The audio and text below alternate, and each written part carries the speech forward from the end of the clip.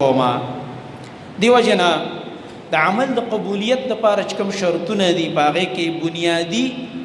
درې شرایط دي. توحید دی، توحید نه بغیر عمل نه قبلېږي. چې کله در کې شرک او نعوذ بالله یو عمل دې نه قبلېږي لګويږي. دا ادریما کې زمون بیان او دا خبره ما وکړله چې شرکی نو چې کعبه جوړه کې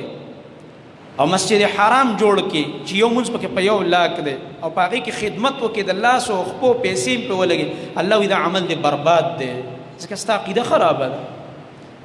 ستا عام جمعات خلاصه کې چې جوړې کې چې مسجد حرام جوړ کې درنه نه قبلومه او چې حاجیانو له وبور کې خدمت ته ودرېږي چې د الله ملمانه دي دام درنه نه قبلومه. حالانکه سپیله وبور کول په دې باندې جنت زیر راغله او د الله ملمانو له وبو ورکی او په حرم کې به ورکی او زمزم به ورکی، الله نه قبلې ځکه شرک دی. شرک الله سره دی برخداران مړ بابا او ژوندې بابا، کړه بابا او پړه بابا، دا دي د الله سره شریکان کړي دي. او چې مشکل راشي تکلیف یا پیر بابا او لوی ځوان را ورسېږي او کاکا سه برا ورسېږي. نو چې دا عقیده دی وا الله نه غیر بل چاته د مشکلات او وازونه کې یا علی مدد وې یا حسن یا حسین چغې وې او یا چې کوم دی ته دا عقیده ساتي چې د الله نه غیر بل څوک عالم الغیب دی نعوذ بالله او د خیر او شر مالکان دي. شرک دقه ته وي د شرک څخه کری د سړی په سر کې نه راخیږي چې هغه نه معلومیږي چې دا سړی مشرک شي. نو په دې باندې خو به یو عمل هم نه قبلې پاتې لا دا چې زموږ قرباني او بل شي چې حرم کې خدمت وکي او کعبه جوړه کې نه قبلېږي. دا د سورۃ توبه تفصیلی آیتونه دي، هغه طرف ته نور نظم. دویم شرط اخلاص، چې عمل به د الله د رضا دپاره، نیت به دی دای چې زما رب زمانه په دې عمل رضا شي. او دریم شرط دا عمل به په طریقه د چای د محمد مصطفی صلی الله علیه وسلم، ځکه موږ ته د دې ټولو عباداتو د طریقو د ښودنې او د رهنمایۍ دپاره الله پیغمبر را لېږلی دی. هغه نبی صلی الله علیه وسلم چې په کومه طریقه باندې کوم عبادت کړی دی، که بدنی عبادت کړي منځ او کمالی عبادت چا قربانی ده یا د زکات او صدقو احکام دي، دا ټول یا د حج مناسک دي، دا به موږ د خپل خوږ نبی صلی الله علیه وسلم نه یادو، هغه ته به ګورو. ځکه د الله نبی په فرمایل صلوا کما رأیتمونی اصلي، داسې منځ وکئ لکه زم چې په کوم منځ باندې ولیدلم چې زه کوم منځ کومه. حج کوو وی فرمایل صحابو ته چې خذوا عني مناسککم، زمانه د حج طریقې زده کوي، ما ته ګورئ زه چې په کومه طریقه باندې حج کوم تاسو به حج په دغه طریقه ګوره کوئ. کیدای شي را روان کال زه ستاسو منځ کې نه یم او همدقسې وه چې د عرفات د خطبې نه یو اتیا ورځې بعد نبي کریم صلی الله علیه وسلم وفات شو، چې میدان عرفات کې کومه خطبه ورکړه. نو الغرض مقصد دا دی، دا اوس چې کوم عظیم عمل دی د دې عظیمې میاشتې چې ذوالحجه ده او د اولنۍ ورځې ډېرې عظیمې دي او 13 جمعې تاسو فضیلت واورېد. د دې په 10مه ورځ یوم النحر پښتو کې ورته د قربانۍ ورځ وایي. دا قرباني چې دا ټول عالم اسلام یې کوي په ډېر یو عجیبه جذبې سره. دا قرباني دا خو یو د ابراهیم علیه السلام هغه عظیمه قرباني موږ ته رایادوي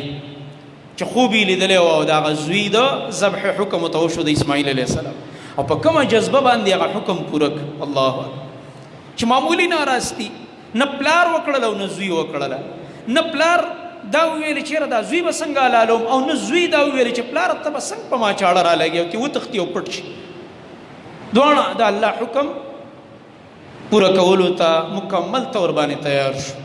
نو د هغې په بدل کې الله رب العالمین دا ګډ راولېږلو چې د اسماعیل علیه السلام په بدل کې ورته حکم وشو دا حلال که وفدیناه بذبح عظیم. الله هغې ته غټه ذبح ویلې ده، ځکه د یو ډېر لوی شخصیت په مقابل کې الله راولېږلو. د عظیمې قربانۍ په بدل کې دا قرباني راغه، ځکه ورته لویه قرباني ویلې په قرآن کې سورت صافات کې چې الله وایي موږ وله په بدله کې یو لویه قرباني ورکړه، لویه ذبحه چې دا ګډ حلال که ابراهیم علیه السلام هغه حلال که. هغه وخت نه دا طریقه را روانه ده، ځکه دې ته علما چې تقریر تاسو ته کوي بیان وایي دا سنت ابراهیمي دی. داسې وایي که نه دا سنت ابراهیمي دی، قرباني د ابراهیم علیه السلام د وخت نه دا را روانه ده او الله رب العالمین مشروع کړې ده. نو دې ایتونو کې الله رب العالمین فرمایي ای نبي ووایه کیفیت د خپل امت ته دی وخایا. نبی صلی الله علیه وسلم کې خو اخلاص او د دې حکم چې وته شوی دی لپاره چې زما استاد تربیت وشي. قل ان صلاتي ونسكي ومحياي ومماتي لله رب العالمين. ای زما نبی وته وایا زما منځ، زما قربانی، زما ژوند، زما مرګ دا ټول به د الله لپاره. هغه الله لا شریک له چې شریکان او برخداران نشته. وبذلك امرت، په دې ماته حکم شوی د الله تر طرفنا چې زبا هر عمل داغه د پاره کوم. وانا اول المسلمین، او زه اول د مسلمانانو نه دی حکم ته غاړه کې خودون کې یما، اول د حکم د غاړه کې خودون کو نه یما د الله رب العالمین دی حکم ته. دغه رنګه سورۃ حج کې الله رب العالمین فرمایي کم دویم آیت چې مالوست لن ینال الله لحومها ولا دماؤها ولكن يناله التقوى منكم. هیڅ چری نه رسیږي الله رب العالمین ته لحومها هغه غوښې د دې څاروو چې کوم څاروي تاسو ذبح کوئ، ولا دماؤها او نه د دې دا وینې الله رب العالمین ته وررسیږي. غوښې ما ورته خورو، مزې پې کوو، کلم ته کباب جوړ کړي او کلم اسې سره کړي، کلم ساده ځان له په سیخ کې پخ کړي او څوک پکې پروګرامونه کوي. دا ټول جایز دي. نبی علیه السلام دا خوراک څښاک ورځې دي، ملګري مره وغواړه، خپل یې مخوره، بچو باندې مخوره، مسکینانو یتیمانانو کونډو رونډو له یې ورکه، صدقې هم پکې وکړه، او که د وروستو ورځو دپاره ساتې هم ساتلی شي. اوله کې رسول الله صلی الله علیه وسلم دا حکم کړی و. ابو سعید خدری رضی الله عنه نو چېرته تللی و، حدیث د بخاري دویم جلد کې راځي. بله ورځ دا حدیث مونږ وویل. نو د قربانۍ دا 3 ورځې تېرې شوې وې. نو په دې کې چراغ غوښه ورته چا کېښوده کور کې، وایي دا والې قربانۍ غوښه. هغه ویل نه دا زه نه خورم، تر دې پورې زه تپوس وکړم. هغه یو حدیث اورېدلی و تېر کال. هغه حدیث دا و چې نبي صلی الله علیه وسلم فرمایلی چې کله تاسو قرباني وکړله د 3 ورځو نه به زیاتې خپلې غوښې د ځان سره نه ساتئ. صرف دومره غوښه به کور کې ایساره کې چې ته 3 ورځې خپله خوري، یا که میلمانه راځي د هغوی وشي، بس 4مه ورځ باندې به دا نه ساتي کور کې. هغه دغه حدیث اورېدلی او بل یې نه و اورېدلی. نو بیا چې وروستو هغه ته حدیث بیان شو چې او تا چې څه اورېدلي دا صحیح دي، نبي صلی الله علیه وسلم دا خبره کړې وه. خدای په هغه وخت کې کړې وه چې کله مدینه کې څه خلک وو، هغه ډېر غریبانان او مساکین او څه د بار نه راغلي کډې راوړې وې، مسافر وس یې نه کېده. نو رسول الله صلی الله علیه وسلم حکم جاری کړو چې تاسو کې چا قرباني کړې د 3 ورځو نه زیاتې غوښې ځان سره کور کې مه ایساروئ، د غریبانانو له ورکوئ، د مسکینانو له ورکوئ، تقسیم یې کوئ په دوی باندې. او هغې نه بعد بیا رسول الله صلی الله علیه وسلم وفرمایل چې تاسو کلو وتصدقوا وادخروا، ویم خورئ، صدقه هم پکې وکئ او ذخیرې هم کوئ ځان له، خیر دی. د 3 ورځو نه زیاتې هم ساتلی شئ. او زموږ خلکو ورته سمې فریزر یې اوس نه تیاري کړي چې که خیر 2-3 میاشتې به خورو. نو رسول الله صلی الله علیه وسلم دا حکم بیا وروسته وکړو، هغه بل حکم مخکنی څه شو؟ منسوخ شو.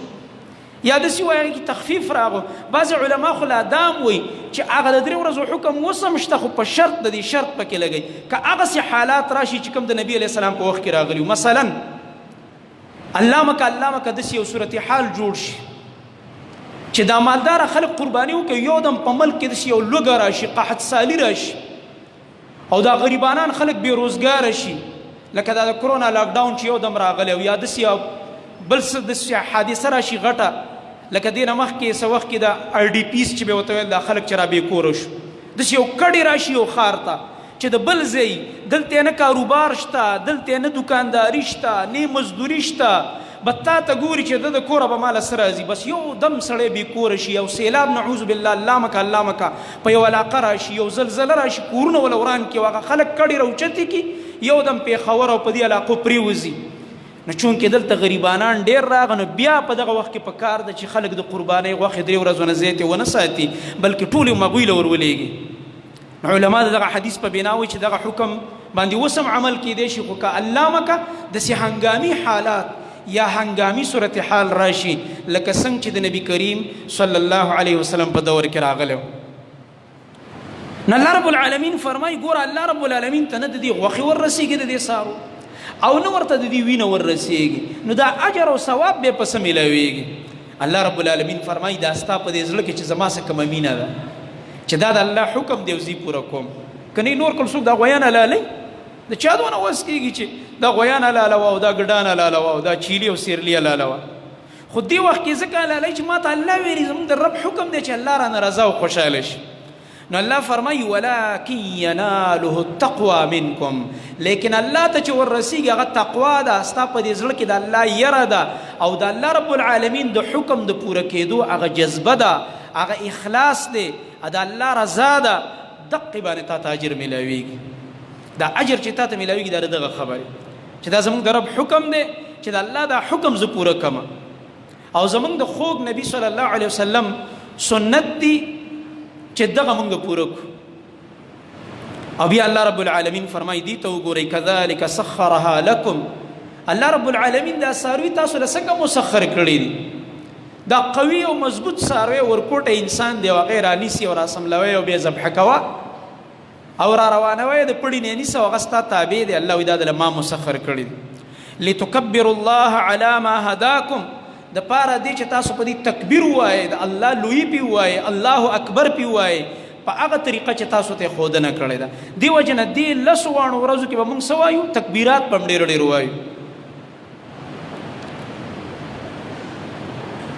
او دغه رنګ ده بعض علماء خدا قول لري چې یوم العرفین به تکبیرات شروع کیږي تر ایام التشریق پورې، دیارلسمه ورځ تر د مازیګره پورې. او په دې کې راجح قول دار چې په دې هغه دریو کې به وي، خو دې لس ورځو کې به وي، دیارلس ورځو پورې به تکبیرات رواني، ځکه صحابه کرام به دې کې تکبیرات ویلي.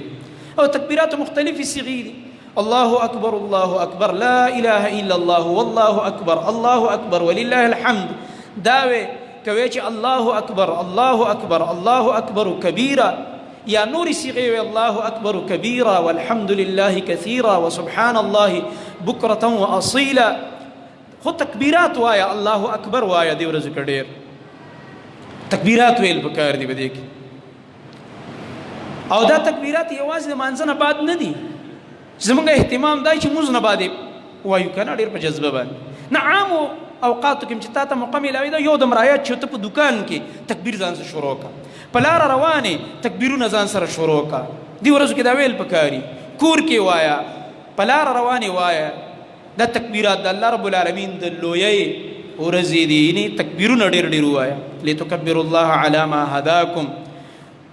او بیا الله فرمایي وبشر المحسنین، او زیر ورکا هغه چاته چې هغه محسنین دي. محسن چاته وای چې داغه په عمل کې احسان دی، عمل صرف او صرف د الله رب العالمین د رضا لپاره کوي، نه په دې نیت چې هغه ریاکاري وکي یا خلکو ته ځان ښودنه وکي، بلکې د الله رب العالمین د رضا لپاره. او د قرباني الاضحیه چې ورته ویل کېږي، د دې تعریف علماء کړی هي ما یذبح من بهیمة الانعام ایام عید الاضحى تقربا لله، دې ته ویل کېږي. دا هغه سیز دی چې په دې کې بهیمة الانعام ذبح شي، هغه څاروي چې هغه سریدونکي څاروي دي، حیوانات. او په حدیثو کې چې موږ ګورو هغه څه دي؟ اوښان دي، غواګانې دي، چیلی یا بیزې چې ورته وایي، او ګډان دي. بس دا به کې ذکر دی، نور نه دي ذکر. اگر چې نور هم حلال څاروي شته که نشته، نور حلال ډېر دي، قربانۍ کې دا راغلي، خبره د قربانۍ کوو. او موږ به ګورو په دې کې احادیثو ته،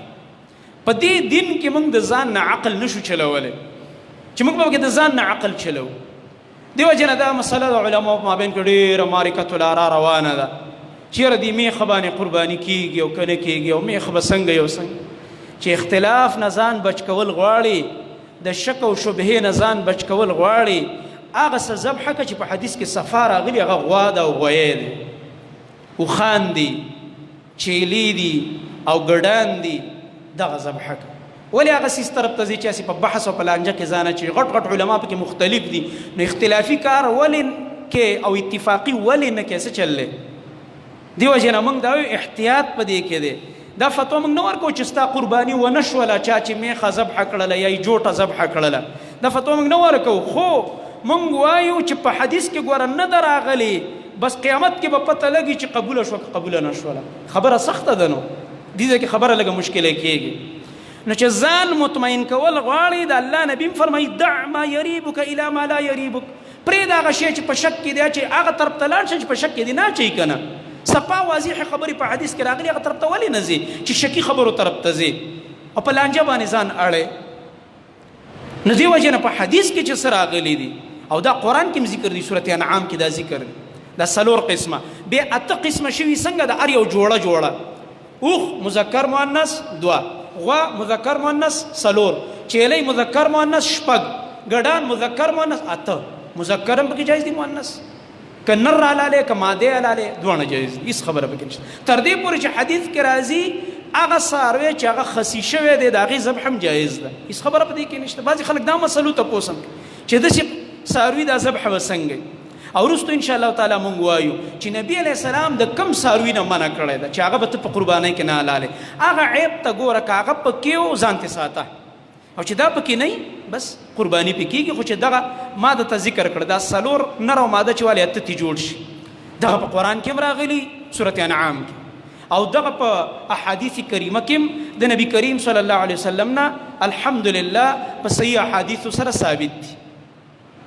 دغه رنګه امام نووي رحمت الله علیه فرمایي وایي د قربانۍ په باره کې څلور قسمه لغات راغلي دا څلور واړه جایز دي. اضحیه ورته وایي او اضحیه ورته وایي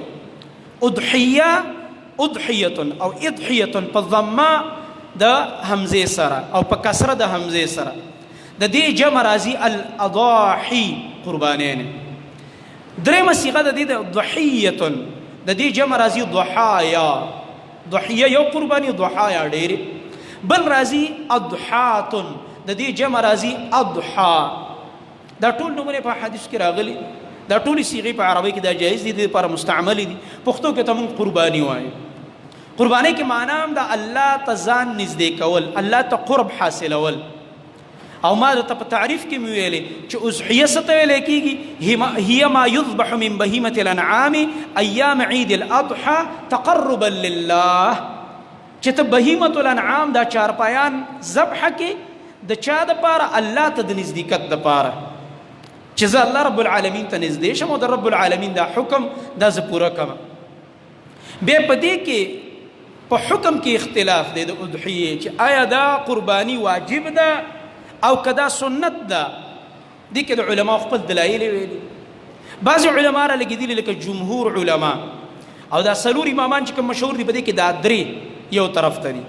امام مالک رحمه الله امام شافعي رحمه الله او امام احمد بن حنبل رحمه الله او ورسره دا ټول امت علما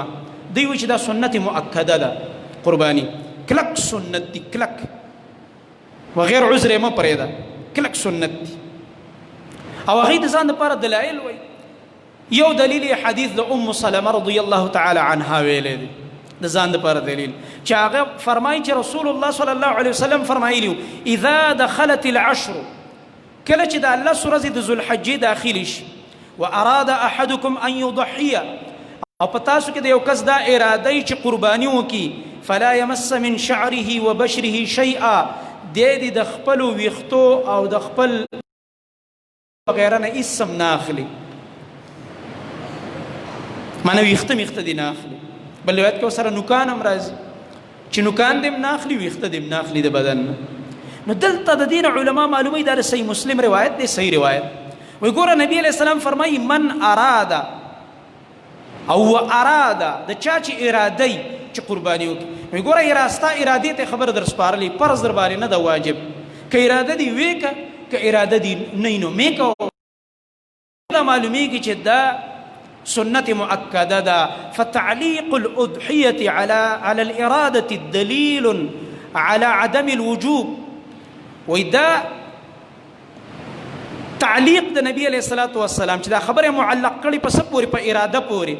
که ستا اراده نو وایي داسې وکړه وایي دا دلیل دی په دې چې وایي دا واجب او فرض نه ده په تا باندې. دا دې علماو ځان له دلیل ویلی او امام بخاری رحمت الله علیه دقه رایه ده. دیو جنا الجامع الصحیح کې امام بخاری رحمت الله علیه باب لګولې باب سنت الاضحیه باب دې په باره د سنت د اضحیه کې چې قربانی دا سنت د کلک سنت د نبی صلی الله علیه وسلم او دا قول د عبد الله بن عمر رضی الله عنهما ذکر کړی دی چې هي سنت و معروف دا سنت طریقه دا یو مشهور حکم دی یا معروف حکم دی شرعي عبد الله بن عمر رضی الله تعالی عنهما دا خبره ذکر کړي. او امام ترمذی رحمت الله علیه چې کله دا بحث کوي په خپل سنن ترمذی کې احادیث راوړي، هغه نه بعد اغم وای چې غالب اکثریت او اکثر علما هغه دا ویلي دي چې هغه صحابه کرام دي او د امت چې کوم سلف دي هغه دا وای چې دا سنت طریقه ده وليست بواجبه، دا واجب نه ده، دا حکم واجب نه ده. دویم قول بده کې هغه د امام ابو حنیفه رحمه الله ده، د امام اوزاعی رحمه الله ده. هغه و چې دا قربانی دا واجب ده، د دې حکم د وجوب دی. ولی واجب ده؟ هغه د ځان لپاره یو دلیل ویلې دی. وایي ځکه نبی کریم صلی الله علیه وسلم فرمایي چې من کان له سعة ولم يضحي فلا يقربن مصلانا. وایي نبی کریم صلی الله علیه وسلم فرمایلی دي د چا چې وس کیږي، دې خبرې ته ګوري، من کان له سعة، د چا چې وس کیږي، فلم يضحي او دې قرباني ونکي، فلا يقربن مصلانا. نګوره من کان له سعة و چې وس دې کیږي او ته قرباني نه کوي، نبی علیہ السلام وایي ته زموږ مصلا له مه راځه. دا روایت امام احمد رحمه الله راوړی دی، امام ابن ماجه په خپلو سننو کې راوړی دی، او امام حاکم ورته صحیح ویلی دی. خو امام ابن حجر رحمت الله علیه دی فتح الباری کې فرمایي او نور علما هم ګڼ محدثین چې صحیح دا روایت چې کوم دی د نبی صلی الله علیه وسلم نه دی نقل، بلکې دا د صحابي فتوا ده، موقوف روایت دی. مرفوع روایت هغې ته وایي چې نبی علیه السلام ته ورسېږي، موقوف دی ته وایي چې صحابي یو خبره وکړي، صحابي باندې ودرېږي. نو دا د صحابي فتوا ده چې هلکه ستا وس کېده قرباني دې نه ده کړی او ته نن قرباني نه کوې، تاله دا د اختر دا مونځ څنګه خوند درکوي؟ د اختر مونځ خو هله خوند کوو، مزه به یې کولی، چې مړه وس دې م کېده چې دا مونځ دې کړی بیا درپسې قرباني کړی.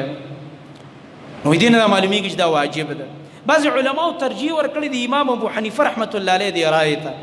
وایي ځکه چې نبي علیه السلام په دې همیشه عمل کړی دی. او دغه رنګه دا شیخ ابن عثیمین رحمه الله د سعودي په علماو کې هغه هم دې له ترجیح ورکړی. خو دلایلو ته چې وکتلی شي نو صحیح خبره دا ده چې دا کلک سنت دی، بغیر د عذر نه پرېښودل نه دی پکار. بل د من کان له سعة د دې لفظ فایده واوره، هغه دا ده بعضې خلک موږ نه تپوس کوي یاره چې ما باندې به قرباني کېږي که نه به کېږي. نو ما ته څه پته چې په تا کېږي که نه کېږي، زه تا نه څه خبر یم. بیا به لګیا شي یاره زما ښځې سره دومره سونه ده او ما سره خو چې دی دونه پیسې دي او داسې کاروبار مې دی. نبی علیہ السلام داسې عجیبه فارموله ویلې ده چې هر سړی په دې پوهېږي چې کولی شم که نه شم کولی. نبی علیہ السلام وایي چې وس دې کېږي، وس دا دی، په دې معنا ځان پوه کړه. سعه دې ته وایي چې ته د خپل مال نه د قربانۍ دا پیسې راوباسي، یو ځای کې پې حصه نیسي او که ځان له پې خپل څاروی اخلي او ستا په دې خرچه خراجاتو څه فرق پرې نه وځي، هماغشان روان یي الحمدلله. او بلکې علما به کې دا وایي دې ته م وس وایي چې اوس تا سره نغدي نشته، اوس تا سره فی الحال نشته، تی په قرضو د یو کس نه رواني قرباني پکې، خو په ځان دې دونه یقین دی او کاروبار دې په داسې انداز کې دی یا چا سره ستا پیسې ګیري دي، تا ته پته ده چې د قربانۍ د اختر نه بعد زما پیسې راوځي او دې سړي له خلاصولی شم، دا هم ستا وس شته دی، بیا وس دې کېږي ځکه چې دا پیسې ته خلاصولی شي، دا کاروبار دې ښه برابر دی، په خرچه دې فرق نه پرې وځي. او که چېرته ته داسې چې یو طرف ته د کاروبار کمزوری دی، بل طرف ته ته قرضدار یې او دا قرضداري دې شرموي او په خرچه باندې دې فرق پرېوځي او شرمېږي، که دا د قربانۍ پیسې د خپل مال نه وباسي او هسې خلکو سره سیالۍ نه کې نو شرمېږي او په کور باندې دې لوږه او تند او تکلیف راځي یا داسې نورو مشکلاتو سره مخامخ کېږي، کاروبار دې خرابېږي، غریب کېږي. نو بیا ټیک ده، بیا ته بې وسه نو په خپله ځان ته ګوره که نه. ما نه خو دې کله هم دا تپوس ونه کړو چې دا ډمان راولم دا به څنګه وي دې واده کې، په دې سنت کې چې دی دا کومه مستي کوم دا څنګه ده. ما نه خو دې کله هم دا تپوس ونه کړلو چې دا د لور واده کوم او د لور په واده کې مې دا کومه مستي رااخیستې ده او دا کومه پیسې زه بادومه، دا څنګه دي، دا جایز دي که نه دي؟ دې خبرو کې هم له کله هم څوک رانغی، ما له خو په دې ټول عمر کې نه دي راغلي او د بل عالم نه خبر نه. ډمې راولي، اجړاګان راولي، په ډمو پیسې شیندي، لوفري به کوي، اسراف به کوي، په واده کې به د دې پیسو نمایش او مستینې کوي، یو قسم دا تپوس نه کوي چې دا کار څنګه دی، دا مال جایز دی که نه. او چې د الله د حکم ټیم راشي هر سړی به چې کوم دی دا خوله به راورانه کړي، الله را باندې کېږي او که نه کېږي را باندې. اوس د الله دې حکم ته به د خلکو باندې یخني راځي. بیا عجیبه خبره ده. نو دې کې خپل وسته ګوره دا حدیث کې کومه فارموله ذکر ده دا ډېره ښکلې فارموله ده. بله خبره چې هغه مونږ کوو په دې کې هغه دا ده چې د دې څاروي په باره کې چې د څاروي دا شرطونه به کومې چې ته پې قرباني کې او غوره پکې کم څاروی دی چې په هغې قرباني وکړلی شي. دې حدیث کې دوه خبرې دي انشاءالله تعالی. رسول الله صلی الله علیه وسلم فرمایي حدیث د جابر رضی الله تعالی عنه دی لا تذبحوا الا مسنة تاسو مه ذبحه کوئ مګر دوه غاښې څاروی مسنه چې په غاښو دوی. بعضې خلک هغه په دې کې رالګېدلي د بعضې علماو د یو قول نه مجبوره شوي دا د علماو قول دی چې هغوی دا وایي چې کال باندې دوی چې د 2 کالو غویین څاروی په غویانو کې دا خبر خطا ده که د 2 کالو یو دریم کال جاریم وي خو چې 2 غاښې نه یې غورځولي نو دې باندې قرباني نه ده پکار ځکه مسنه دې ته وایي چې په غاښو باندې به ګوره دوی که د دې نه زیاته و خیر دی خو چې دې نه کم نه خو دا کم علما چې وایي چې اکثر دا 2 کالې پوره یو دریم کال وي دې ته مسنه وایي هغه دې وجې نه چې اکثر دا غویان چې دا چې 2 کالو پوره شي دغه وخت کې غاښونه غورځولي خو بعضې ګوره داسې مې چې غاښونه یې نه وي غورځولي ستاسو خیال دی که نو هغې نه ځان وساته. دا مه وایه بعضې خلک موږ ته ټلیفونونه کوي دې ورځو کې دا ټلیفونونه ډېر زیات کړي یاره مولوي صاحب ډېر ښایسته څاروی دی که نه ډېر ډولي دی په غوښه باندې داسې ډک دی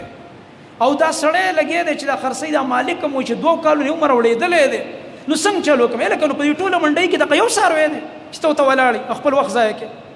خو پرېږده که نه ولې د غاښو تپوس وکړه د الله نبي وایي لا تذبحوا الا مسنه مه ذبحه کوئ مګر چې په غاښو دوی چې اول تپوس یې دا وکړئ په غاښو دوه دی نه دی خپل وخت مه ضایع کوه ځه غاټه منډۍ د ګرځه پکې بل به پیدا شي 2 غاښې خو الحمدلله ښایسته ښایسته بچي پیدا کېږي. بیا د الله نبي فرمایي که د دې وس دې نه کېږي إلا أن تعسر عليكم يا إلا إن تعسر عليكم فتذبحوا جذعة من الضأن كدا خبر در باندې ګرانه شي غوین مال تا ته مسنه نه ملاویږي نو بیا جذعه د ګډانو نه ذبحه کوي خیر دی. جذعه څه ته وایي؟ جذعه بعضې علما وایي چې 1 کال پورې ګړي مضبوط بعضې وایي چې د 8 کالو وي بعضې وایي نه د 8 میاشتو وي بعضې وایي د 10 میاشتو وي اگر چې بعضې علماو پکې دومره تنزلم کړی دی چې 6 میاشتې مې یادې کړي خو یو شرط یې ورسره لګولی دی که د 6 میاشتو یا د 8 میاشتو ګډو خو بدن به یې داسې مضبوطي چې سړی ورته ګوري نو داسې ښکاري لکه د 1 کال نو بیا پې کېږي او چې بدن یې کمزوری هسې یو شی کې بس سیالي کې خلکو سره بیا داسې نه ده پکار دا ده چې د کالي کني د 10 میاشتو مې خیر دی خو دا د 6 میاشتو د 8 میاشتو قول چې علماو کړی کې هغې وایي چې بدن یې مضبوطي ځکه بعضې څاروي عمر کمی خو مضبوطي دا یو گنجایش دی دې ته گنجایش او د دې حدیث په بنا بعضې علماو دا د صحیح مسلم روایت دی چې غوره خبره دا ده چې په قربانۍ کې غویی حلال کړی شي ځکه نبي علیه السلام فرمایي لا تذبحوا الا مسنه ذبحه که په غویانو کې او دغه رنګه ګوره په چیلو کې هم دا ضروري ده چې په غاښو به دوی صرف ګډانو کې دا خبره نشته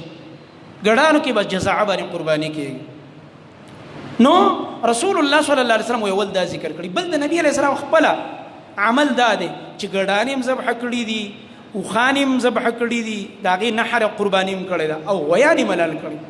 حج له چې کله نبی علیه الصلاة والسلام تللی نو چې ګوري بیبیانې خیمه کې ناستې دي د نبي صلی الله علیه وسلم بیبیانې غوښه راغله غوښه وله چا راوړه وایي دا څه غوښه ده وایي دا نبي کریم صلی الله علیه وسلم ستاسو طرف نه غوا حلاله کړې د قرباني دله وکړه خپلو بیبیانو له. هلته علما یو بله مسله لیکي هغه دا ده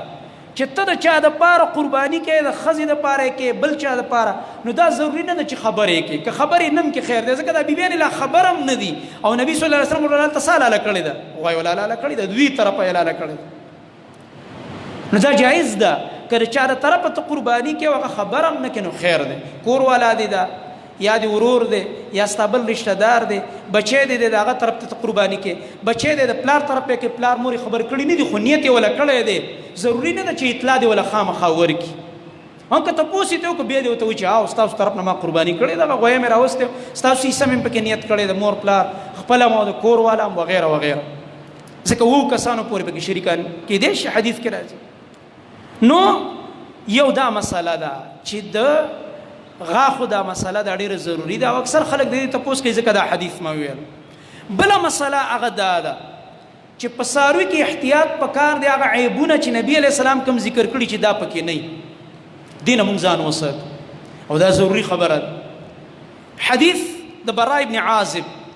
رضی الله تعالی عنه هغه فرمایي قام فينا رسول الله صلى الله عليه وسلم،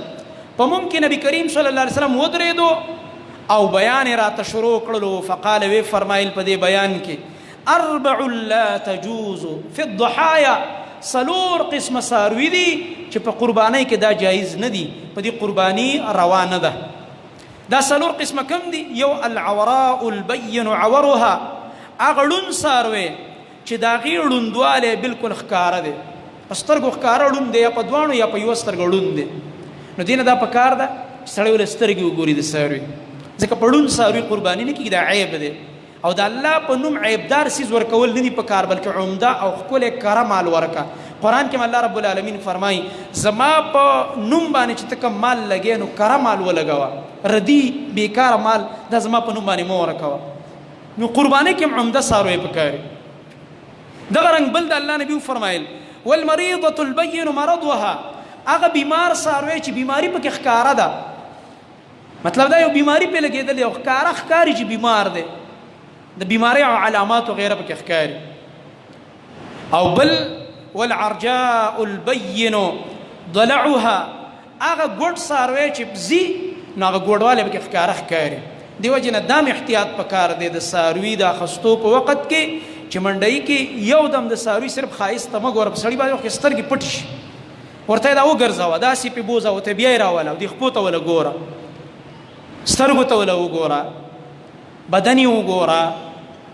چې ګوډوالی خو پکې نشته. او بل والکثیرة التي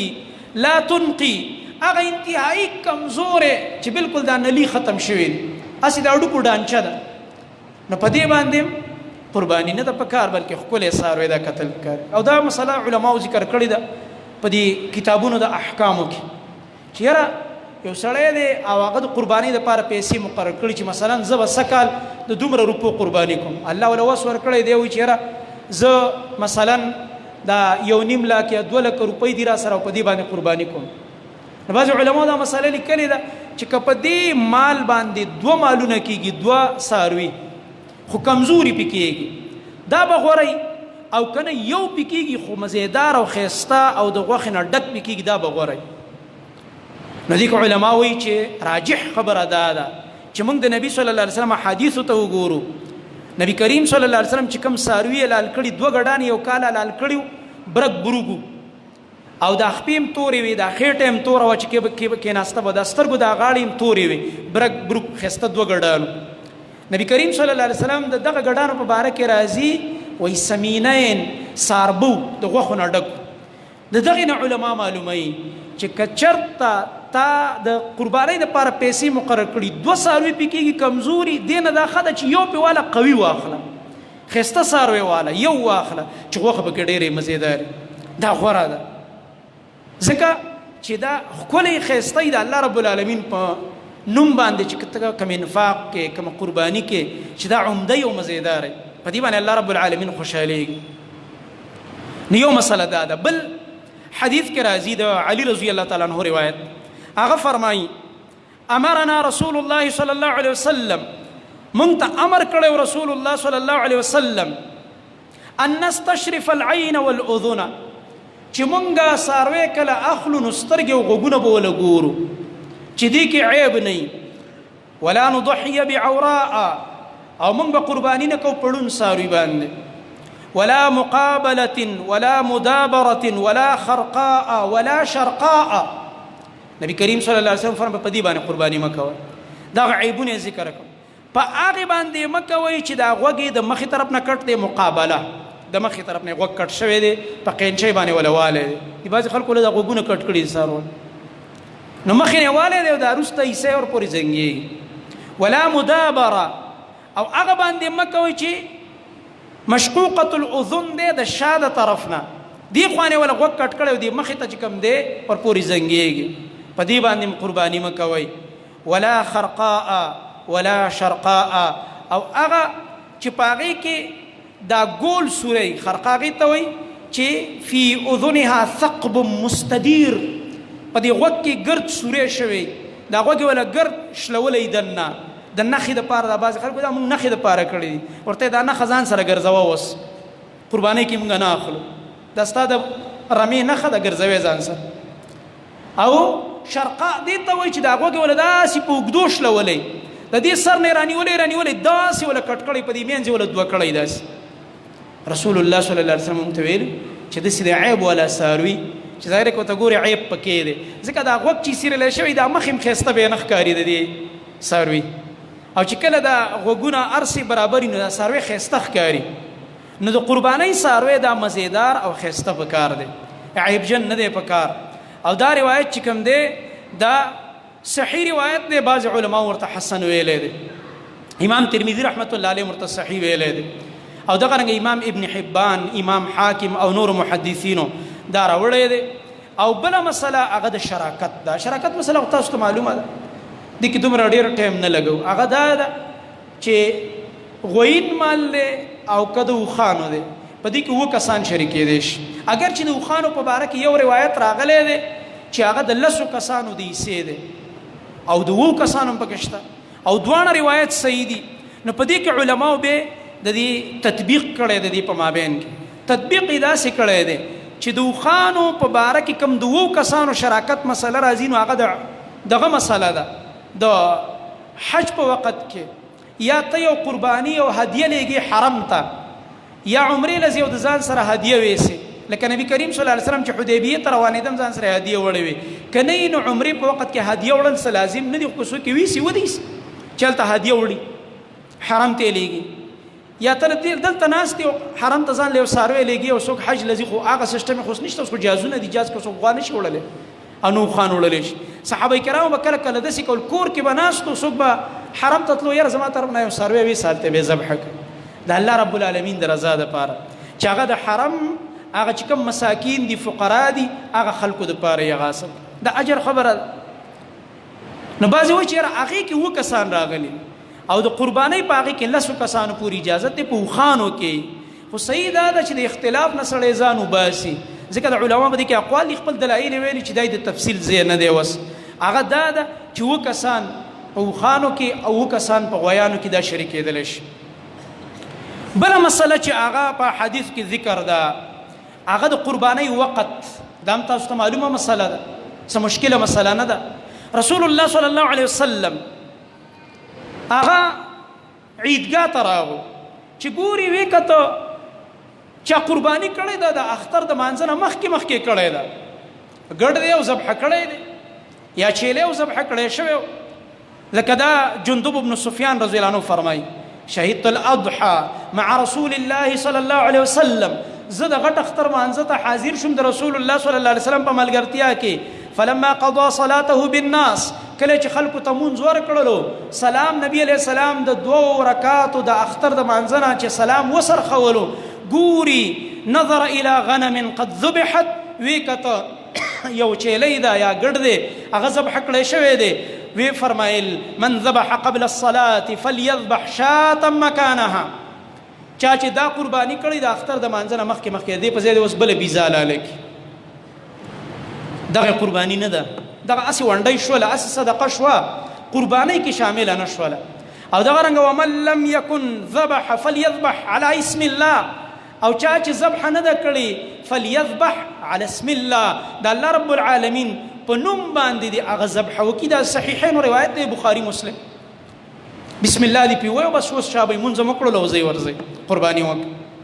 نو په کار دا ده چې د اختر د مانځنه مخکې خپل څاروی ذبح نه کړلی شي، لکه صحابي راغو ابو برده ابن نیار، هغه قرباني د اختر د مانځنه مخکې کړی و، نبی کریم صلی الله علیه وسلم نه تپوس وکړلو، وای جی وای زما خواته ګاونډی نو هغه هم غریبانانو، کور کې هم د خلکو غوښې ته حاجت و، نو ما له مانځله چې راوتمه سهار وختي مې درزوله ورکړه چې په وخت باندې دغه شي چې راځو چې غوښه تیاره. رسول الله صلی الله علیه وسلم ته وفرمایي بس ټیک ده که نه، یو عامه صدقه چې سړی په عام ورځو کې کوي داسې یو ونډۍ دې کړې، خلکو ته ونډۍ وایي، ونډۍ دې کړې غوښه دې کړې ده، خو ګوره قرباني دې ونه کړله، کومه چې د اختر په ورځ قرباني کېږي هغه دې ونه کړله. و ښه اوس به څه کومه، ناغه سره یو بل سارویو چې هغه د عمر نه کمو نبی علیہ السلام ته فرمایي چې استاد نور وس نه کیږي اوس دغه ذبح کا خدا حکم صرف استاد پاره دی د بل چا پاره نه دی وینده د پاره احتیاط کوا چې ګوره حکم دا په اتباع السنه کې شپږ شرطونه دي سلام مخکې مونږ ویلې و یو دوه بیاناتو کې چرته پرتای چې دا کلیپ مرګري رو بس فائدې د پاره ډیر خده اتباع السنه د پاره شپږ شرطونه دي دا شپږ شرطونه چې پکې نو دا سنت طریقه نشو خراب شو لبتانا پاره کې یو د الزمان زمانه او وقت د عبادت پی جندل چې ته عبادت په خپل وخت کې ونکې دا نکېږي لکه د اختر د موز نمخ کې د قرباني وکړل نو دا دی په خپل وخت کې ونکړل ونشول چې ایام التشریق وتوي نبی علیہ السلام دې تم د قرباني ورځې ویلي دي ځکه ایام مینا دا د قرباني ورځې دي ایام التشریق نو حاجیانم په مینا کې تر 14 پورې پاتې نو لہذا تر د سلورم ورځې پورې قرباني دا وی جایز ده به دوانو د ځان لپاره دلایل ویلي دي اسی احتیاط خبره ده چې په دې اولانو 3 ورځو کې وکړو که چا نه پاتې شو سلورم ورځ باندې وکیم جایز به دغه خبره د گنجائش او د جواز کو ګوره جواز پکې شته د دلایل په بنا باندې خو ناراستی مکوه چې د اختلاف نه وځي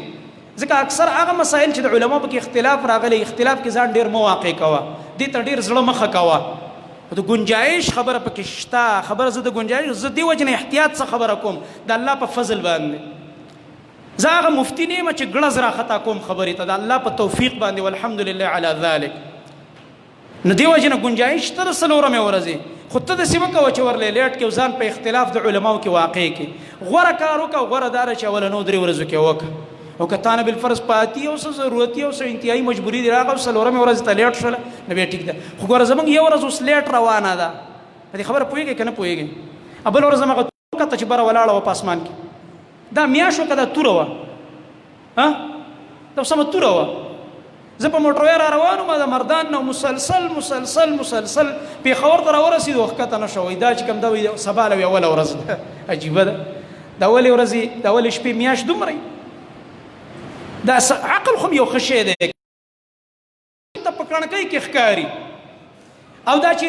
نظر کمزور هغه متګوري هغه د ولاړه ده هر سړی تخکاری دا ولی شپې میاش دسی بیا دا گواهی پکې ول راغلی چې د یو کس او 2 کسانو گواهی نه پکې قبلېږي د دې خبرې ثبوت دی چې د اول شپې میاش هر څوک نشي لیدلې کم خلکو تخکاری ځکه پکې شریعت گواهی ویلې ده نه دیو جنا ما بل شپه ویل ما چې دا دومره غټ ښکاری او هلال کمیټه والا نن مونږ اعلان کوي چې هغه د وګوره کنه کار شول سبا ول ورځ دنو دا خو ستا کمیټې ته اړوجت نشته ده دا خو زموږ ماشومان هم د سیم لیدل شي ماشومان به راته وي زبدل نه کور کې چیس کوم ماشومان براشي کمرې ته چا هغه د خطلی وبره هغه د ولاړه ستا کمیټې ته ساجد ده دومره مراعات ته ساجد زکه بار دا خبره کوم چې یو خزانه سي په دوکه کې چول یا جدا خبره ده یا زمون په ملک فرقواریت ده او هغه فرقې دي غلط عقاید والا چې د سعودي سره د عقیدی دشمنی ده د دې ضد د لاس غوی د سعودي سره یو ځای اختر او روزه نه کوي هلکه ضد او بغض ده دا بغض د توحید سره ده ځکه توحید والا دی وجه زه دا وایم چې اختلاف نه ځان بچ کول غواړو نو د سعودي سره اختر او روزه پکار ده الا په د اختلاف او لانجو نه بچ دلته پکې یو صاحب لګی په خبر نه کمیټي جوړ کړی دا زما اختر صحیح ده الته غبل په پنجاب کې لګی غوي زما اختر صحیح ده دا قوم په غوبل باندې په لانجو باندې ایو بل تب کنزلې کوي ایو بل تب چې کوم دی را دی بده وي یو به زما روزه صحیح بل بوستا روزه غلطه و زما صحیح یو زمونږ اختر صحیح بل نستا غلط و زمونږ غ صحیح د دې د لاس بیا یوم العرفه باندې فرق پریوز د عرفه چې کوم روزه ده هغه باندې فرق سړی حیران شي کنفیوز شي کوم عرفه ده دا دلته چې کوم عرفه ده دا د اوس لکه زمونږ چې دا حساب خلو دا نن دلته منیب الرحمن سے والا حساب نو موږ به روان جمیله روزه نیسو روان جمیله یوم العرفه راځي خو چې د سعودي حساب اخلو او حاجیان ټول به عرفات میدان ته ځي د عرفې په ورځ نو هغه د زیارت په ورځ راځي څه په ورځ راځي روان زیارت په ورځ د عرفې ورځ ده نو دا خو وړه خبره نه وړو کې اختلاف خو نه دی نه دې اختلاف نه د ځان بچ کولو دپاره د دې تنازع نه د ځان بچ کولو دپاره هغه کې احتیاط دا دی زموږ سعودي سدسي 20 غنټې 10 غنټې فرق نه دی 2 غنټې فرق دی خو چې دلته ونه لیدل شو یا موسم خراب دی یا وریځ دي الته لیدل کېږي نو په کار دا ده اگر چې دا اختلافي مسله ده په دغه مسایلو کې زه نه ورځم او نه دا موقع ده ټیم ختم دی د خطبه خو غوره خبره ماته دا ښکاري وکړو سړی نه مطمئن کېږي نو موږ په چا باندې زور نشته دی په دې کې زور په چا باندې نه کوو خو چې دا زما چې کومه رای ده ما چې کوم په ځان مطمئن کړی الحمدلله چې دا وانخلي که نه لګیا وسار کال به باسونه ولانجې کې لګیا به یې د قشانت د دې نه به دې بیا خلاصې نه وي چې تا به د بل ګریوان کې لاس اچولی هغه به ستا ګریوان کې لاس اچولی او ته به په خپل هم په شک کې چې دا زما دا صحیح ده او که د دې بل صحیح ده نه به بیا به دغسې مونږ خو الحمدلله په دې ځان مطمئن کړی دی د شکونو نه ځان په دې طریقه باندې خلاص کړی دی هم بعضې خلک بیا دا سوال کوي مونږ باندې چې بیا تاسو دا په کار ده چې را روان دا اختر خو په سعودي کې د جمعې په ورځ بیا جمعې په ورځ باندې تاسو اختر وکئ که نه نو موږ وایو چې په اختر کې دا ده چې اجتماعیت ضروري دی موږ الحمدلله دلایلو ته ګورو هغه شیخ صاحب به ویلي شیخ عبدالسلام رحمه الله وایي موږ هغه ګنجي نه یو چې مازغم ښکاري داسې نه ده چې موږ بې ځایه بې ځایه هره خبره کې د جذباتو ښکاره کېږو الحمدلله ښه په بصیرت خبرې ته ګورو بیا یو خبره کوو که خطا یي نو بېرته ترې رجوع کوو د الله په فضل او که صحیح و موږ پې ولاړ یو الحمدلله په دې وجه نه په اختر کې چونکې اجتماعیت ضروري دی اجتماعیت دا دی چې کله عام اختر یې هغوی سره مونځ وکړه مونځ کېږي بله ورځ هم کېږي خبره نه ده قرباني هم بله ورځ کېږي ما تاسو ته ویله قربانۍ ورځې دي دغه که په سبا لی مو کې خیر دی خبره نه ده خو چې اجتماعیت راشي یووالی د مسلمانانو ټولو راشي ځکه دا خوند نه کوي که نه چې په ټوله محله کې یو کس اختر کړی دی او 300 کسان هم داسې دي اختر یې نه دی کړی تا صرف غوار اسملولی ده نو د اجتماعیت تم کتل پکار دی د دې لحاظ هم پکار دی دا هم د شریعت یو حکم دی او دا ګوره دا مسله اصل کې د حکمرانانو ذمه داري ده چې حکمرانان به دا کار کوي دا زموږ د عوامو نه ده خو د مجبورین عوامو ته دا یو اډوکی دی چې راغورځولی شوی دی او دوی پې په خړاوه کړی شوي دي ورنه دا پکار دا وه چې اوس مثلا دا منیب الرحمن صاحب څو ځل نااهله وخته په دې مسله کې چې دی مات کړی وی د خپلې عهدې نه ګورنمنټ بل کس راوستی وی ذمه دار دا د دې ذمه داري ده ځکه ګورنمنټ خو په خپله اهتمام نه کوي په خپله خو یې نه کوي وایي بس دغه صاحب هم دله کېنولی ده ته ګورې هغه صاحب هر کال خلک په لانجو په جګړو اړوي نو چې خلک یو ځل نشو 2 ځل نشو هر کال جګړې او لانجې دي دا سړی متنازعه دی ولې نه ختموئ ختم دې کړلی شي اختلاف ختم شي داس یو عالم دی راوستی شي چې هغه یو مسلمان ورته د پېښور نه ټلیفون وکړي چې ما میاشت لیدلې ده چې دی وله ګواهي والي دا نه چې د ټلیفون تار وشلی ویډیو موجود ده ثبوتونه موجود دي کال ورته را روان دي ټلیفونونه را روان دي موږ میاشت لیدلې ګواهي واخله ګواهي کوو تپوسونه رانه وکړه جواب درکړو ټوله میډیا ورته ولاړه ده دغه یې وښکل د ټلیفونونو تارونه یې وښکل کنیکشن کټ مولیان ته یې پاسېږئ دا خو یو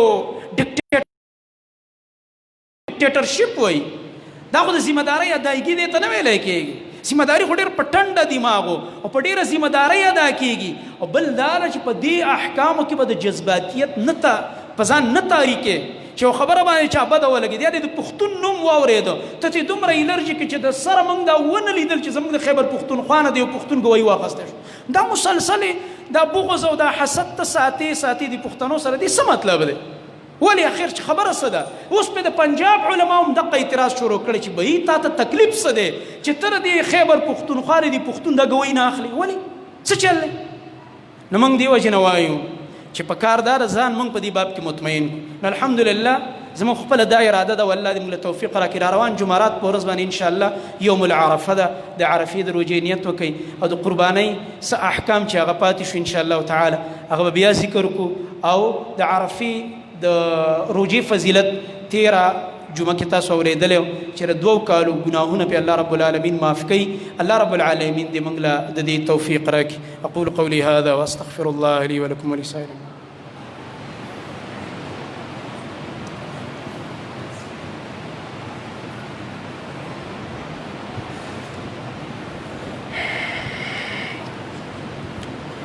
إن الحمد لله نحمده ونستعينه ونستغفره ونعوذ بالله من شرور أنفسنا ومن سيئات أعمالنا من يهده الله فلا مضل له ومن يضلل فلا هادي له وأشهد أن لا إله إلا الله وحده لا شريك له وأشهد أن محمدا عبده ورسوله صلى الله تعالى عليه وعلى آله وصحبه أجمعين.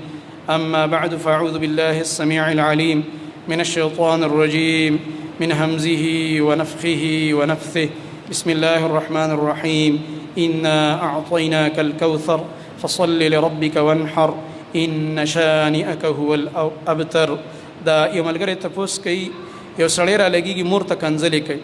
او دغه رنګه په غصې پې کوي او اواز پې اوچتوي. دا د الله هم نافرمانه دی او د والدینو هم نافرمانه دی. کم کبیره ګناهونه غټ غټ ګناهونه چې نبی علیہ السلام ذکر کړي په هغې کې یو د مور پلار نافرمانی ده. پلار باندې اواز اوچتول، په مور باندې اواز اوچتول دا هغه بدبخته انسان دی چې وروسته به الله رب العالمین ته خپل اولاد لیوني کړي. دا یاد ساته چېرته به د اطمینان ونه ییني. نو دې وجې نه د مور پلار ډېر احترام پکار دی او دې باندې الحمدلله مخکې موږ مستقل خطبې کړي دي، هغه اورېدل پکار دي. رسول الله صلی الله علیه وسلم خو دومره پورې تاکید کړی دی چې یو صحابي ته یې ویلې انت ومالک لابیک، ته او ستا مال ستا د پلار دي، دا هر څه تم د پلار یې ځکه د هغه د کسب په نتیجه کې ته دنیا ته راغلی او ستا د مال هم ستا د پلار دی. نو د مور پلار ډېر احترام پکار دی. یو سړی څاروی واخلي بیا یې خوښ نه شي، خرڅولی شي که نه؟ بلکل یې خرڅولی شي، ستا نه دی خوښ، خرڅ یې که بل واله د هغې نه ښایسته واله، د هغې نه ډک څاروی واله، مزېدار واخله، دې کې څه خبره نشته دی انشاءالله تعالی. او د هغې نه وایي زه ګران اخلم، واخله چې ستا وس کېږي هغه خرڅ که، بل به د هغې نه ګران واخلي. صحیح خبره ده. ښځې د مړي طرف نه قرباني کېږي او که نه کېږي. د مړي طرف نه که چېرته بعضې خلک وایي والدینو تا ته ویلي مور پلار چې یاره زما طرف نه قرباني کوه او وفات شي ستا وس کېږي کولی شي، خو په تا لازم نه ده چې دا به ته کوې. ځکه که ته چې خپله قرباني ومکې نو دې کې هم د هغوی اجر تا سره شریک دی و دا بچي وي چې کوم عمل کوي مور پلارو سره شریک وي بغیر د دې نه که ته د هغې په نوم یې کوې. بله خبره دا د بعضې خلک وایي موږ نبي علیه السلام له قرباني وکړو که ویې نه کړو. دا مسله ډېره زموږ نه تپوسلی کېږي، دا په احادیثو کې چېرته نشته دی. یو روایت پکې ابو داود کې راغلی د علي رضی الله عنه، خو هغې کې دوه خبرې علما کوي. یو چې علي رضی الله عنه وصیت علي رضی الله عنه ته نبي علیه السلام وصیت کړی چې زما لپاره قرباني وکړي. یو دویم د هغې په سند کې کلام دی، سند یې کمزوری دی، نو هغې نه دلیل نشي نیولی کېدی. او په دې خبره ځان پوه که چې موږ دا څومره قربانیانې کوو په دې کې راسه نبي علیه السلام څه دی؟ شریک دی. که ته د هغه دپاره مستقل څاروی حلالۍ که نه حلالۍ، دا موږ چې کوم حلالو ځان له وجه د دې دا چې دا ټول دین موږ ته نبي علیه السلام ښودلی دی. دا موږ چې څومره منځونه کوو، دا موږ چې اذکار کوو، تلاوت کوو، دا قربانیانې کوو، په دې هر عمل کې زموږ خوږ نبي صلی الله علیه وسلم موږ سره شریک دی، ځکه دا ټول دین موږ ته هغه راښودلی دی. نو نبي صلی الله علیه وسلم خو هسې موږ په هر عمل کې او په اجر او ثواب کې شریک دی. په دې ذوالحجې په دې ورځو کې دا تکبیرات ویل پکار دي، په دې ټول ورځو کې دا ویل پکار دي تر ایام التشریق پورې. او دې باندې ګڼ دلایل دي چې دی اوس د تفصیل ټیم هغه نه دی. دا د جادو مسلې تپوس یې کړی، دا لږه اوږده مسله ده، بیا به انشاءالله وضاحت وکړو. ځکه ډېر خلک هسې وهم کې پراته جادو مادو نه وي، خو بس هسې وهمي او څوک یې پیریان دي او څوک یې جادو. د دې لپاره خپل علامات دي، که هغه علامات یې ټیک ده که نه نو دا هسې تش وهم دی. یا به کېدای شي بیماري د دماغو کمزوري یا چې کوم دی د دماغو اعصابو نفسیاتي بله بیماري وي. زموږ خلک په دې باندې نه پوهېږي او دکانداران خو ښه تیار ناست او ته که ورته معمولي وایي چې په سر مې درد دی، اوه دا خو تا باندې 2000 هندوان پیریان ناستي وایي، بس کار جوړ شو چې دا خبره یې ته وکړله. بس بیا چې ته څه پیسې د نه غواړې به ورکې. اوس به وایي چې د 2000 هندوانو نه مې خلاص کا چې دا رانه اوس پاسېږي، دا خو زه یې غرق کړلم. او کله به درته وایي چې اوه تا پسې خو د هغه دغه نه چین ماچین نه در پسې رالېږلي ښاپیري او هغې باندې در باندې ډېر خطرناک تریخ جادو کړی دی. نو دا هسې ډګ وسلې دي، دې خلکو یو دکانداري جوړه کړې ده. څوک وایي نوک کې درته اوس خیمه، بعضې خلک دې دپاره ځي دې خلکو له چې غلا شوي ده راته وایي نوک کې راته خیم، وایي کاغذ کې راته خیم، لاس تلي کې راته خیم. دا ډرامې دي. الله ته توبه وباسئ، دې خبرو نه ځان وساتئ. په خپله اذکار کوئ، سهار او ماښام اذکارو اهتمام کوئ او انشاءالله تعالی چې الله به مې حفاظت کوي، صفونه برابر کوي.